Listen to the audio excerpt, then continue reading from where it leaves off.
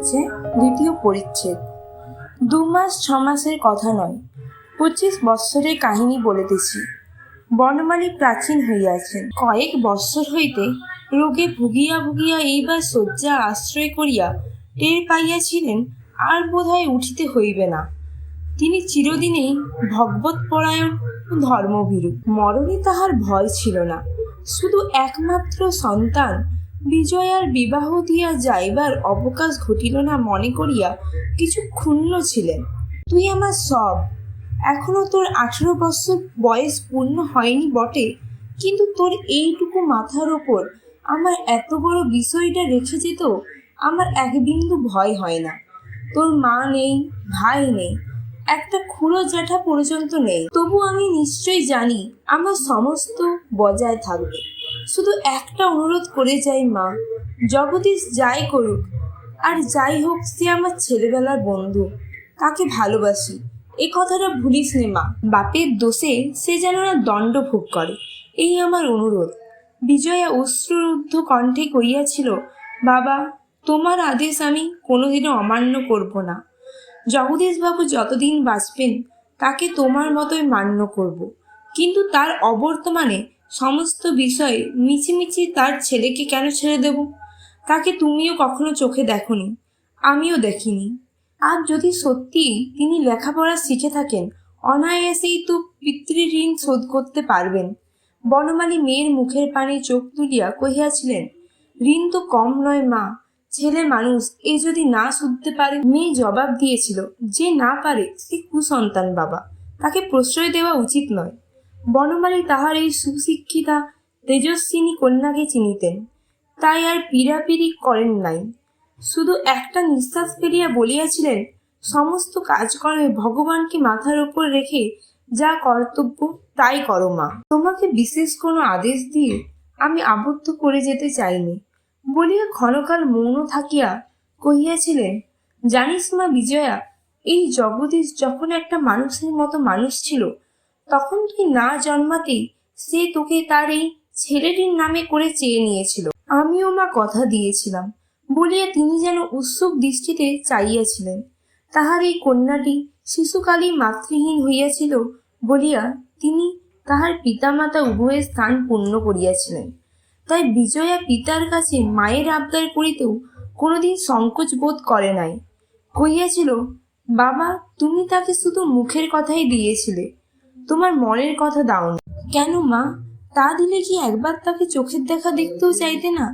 বনমালী বলিয়াছিলেন, রাসবিহারীর কাছে যখন শুনেছিলাম ছেলেটি নাকি তার মায়ের মতোই দুর্বল, এমনকি ডাক্তারেরা তার দীর্ঘ জীবনের কোনো আশাই করেন না, তখন তাকে কাছে পেয়েও একবার আনিয়ে দেখতে চাইনি। এই কলকাতা শহরেই কোনো একটা বাসায় থেকে সে তখন বিয়ে পড়তো। তারপরে নিজের নানান অসুখে বিসুখে সে কথা আর ভাবিনি, কিন্তু এখন দেখছি সেটাই আমার মস্ত ক্ষতি হয়ে গেছে মা। তবু তোকে সত্যি বলছি বিজয়া, সেই সময় জগদীশকে তোর সম্বন্ধে আমার মনের কথাই দিয়েছিলাম। কিছুক্ষণ থামিয়া বলিয়াছিলেন, আজ জগদীশকে সবাই জানে, একটা অকর্মণ্য জুয়ারি, অপদার্থ মাতাল, কিন্তু এই জগদীশে একদিন আমাদের সকলের চেয়ে ভালো ছেলে ছিল। বিদ্যা বুদ্ধির জন্য বলছি না মা, সে অনেকেরই থাকে, কিন্তু এমন প্রাণ দিয়ে ভালোবাসতে আমি কাউকে দেখিনি। এই ভালোবাসাই তার কাল হয়েছে। তার অনেক দোষ আমি জানি, কিন্তু যখনই মনে পড়ে স্ত্রীর মৃত্যুতে সে শোকে পাগল হয়ে গেছে, তখনই তোর মায়ের কথা স্মরণ করে আমি তো মা তাকে মনে মনে শ্রদ্ধা না করে পারিনি। তার স্ত্রী ছিল সতী লক্ষ্মী। তিনি মৃত্যুকালে নরেনকে কাছে দেখে শুধু বলেছিলেন, বাবা, শুধু এই আশীর্বাদই করে চাই যেন ভগবানের উপর তোমার অচল বিশ্বাস থাকে। শুনেছি নাকি মায়ের এই শেষ আশীর্বাদটুকু নিষ্ফল হয়নি। নরেন এইটুকু বয়সেই ভগবানকে তার মায়ের মতোই ভালোবাসতে শিখেছে। যে পেরেছে, সংসারে আর তার বাকি কি আছে মা? বিজয়া প্রশ্ন করিয়াছিল, এটাই কি সংসারের সবচেয়ে বড় পালা বাবা?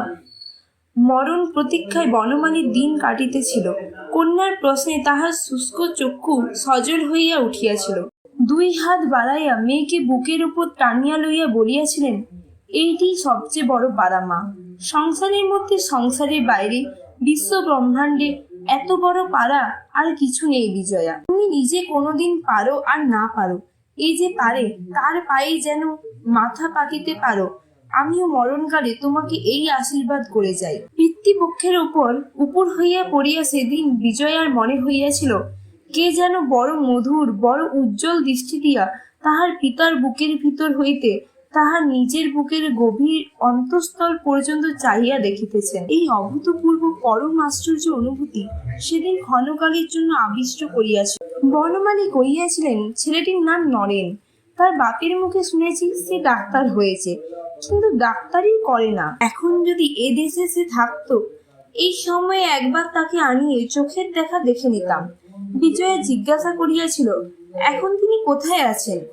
বনমালী বলিয়াছিলেন, তার মামার কাছে, বর্মায়। জগদীশের এখন তো আর সব কথা গুছিয়ে বলবার ক্ষমতা নেই, তবু তার মুখে দু একটা ভাষা ভাষা কথায় মনে হয় যেন সে ছেলে তার মায়ের সমস্ত সদ্গুণই পেয়েছে।